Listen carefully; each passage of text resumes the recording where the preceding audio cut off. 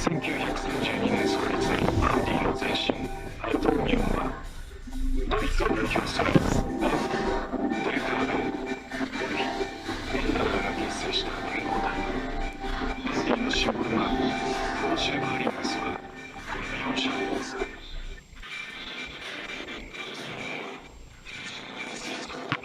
挑戦でその名声を高めた。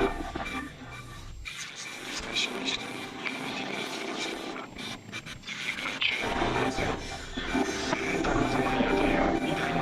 チャンピオンを生み出した。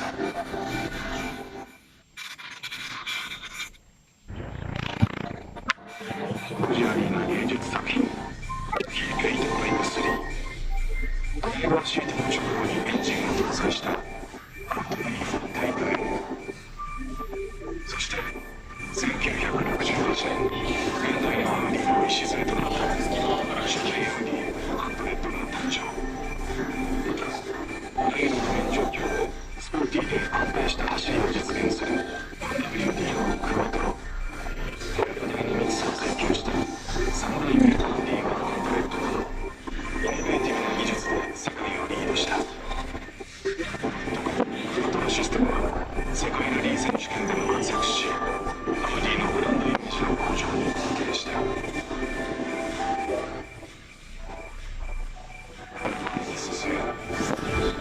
1990年代においてもアウディの革新を遂げます。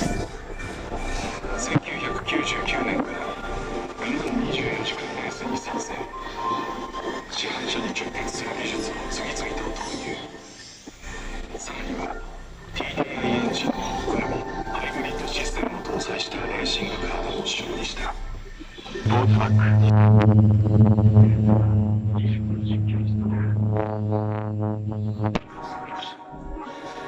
アウディいいとそのデザインは電気自動車の存在を可視化した。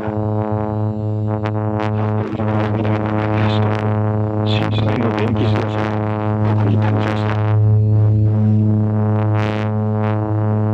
エクステリアデザインはアウディの個性と電気自動車の個性を可視化。一人の電気自動車を感じさせるデザインと電線を表現した。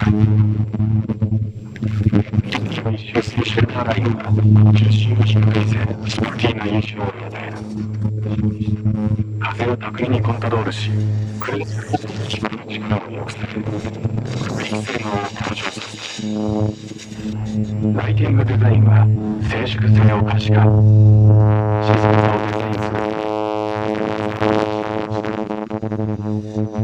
直結するラインは強弱を可視化し、それがきれいに人の目を静かさが聞こえるか、静かさが見えるか。デザインの説明がシンプルこそ美しい。アウディいいとその姿テクノロジーとデザインの融合。さあ走ろう。